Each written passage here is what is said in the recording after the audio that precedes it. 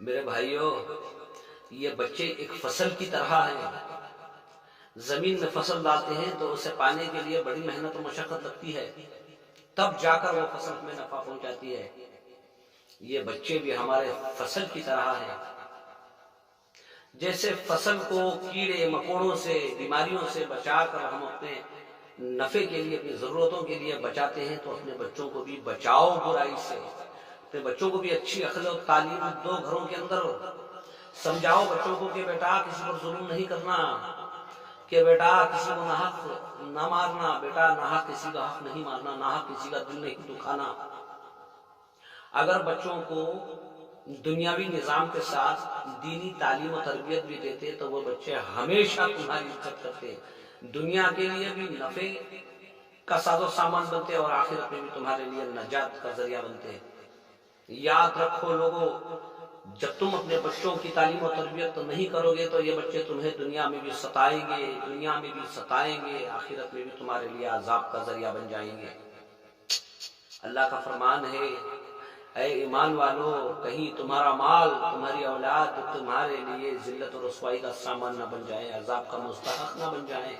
اپنے مال کو اور اپنی اولاد کو صحیح خرچ کرو، صحیح جگہ لگاؤ، تمہاری دنیا بھی تمہاری آخرت بھی کامیاب ہو جائے گی۔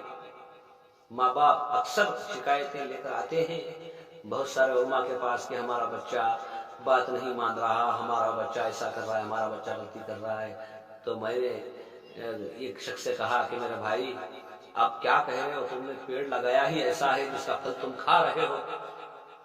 تم نے جس طرح کا پیڑ لگایا تھا وہی تو پھل کھاؤ گے۔ میرے بھائی، اور زمین میں جو فصل ڈالی جاتی ہے وہی کاٹا جاتا ہے۔ تمہارے بچے بھی ایک فصل کی طرح ہے۔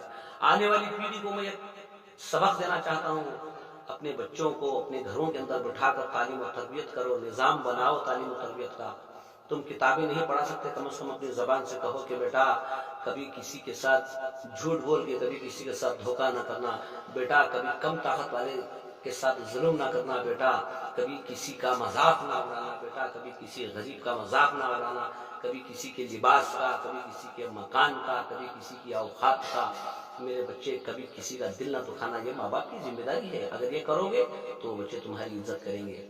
اگر تم بچوں کو کھلا چھوڑ دو گے تو وہ بچے دنیا میں بھی تمہارے لیے ذلت و رسوائی کا سامان بنیں گے اور آخرت میں بھی عذاب کا ذریعہ بن جائیں گے۔ تو میرے بھائیوں، میری بہنوں، بزرگوں، اپنے گھروں میں بچوں کو سمجھانے کا نظام بناؤ، اپنے بچوں کو سمجھاؤ، کیونکہ یہ ماحول بہت تیزی سے گزر رہا ہے، بڑا خطرناک ہے، بیماریوں کی جکڑ ہے، پکڑ ہے۔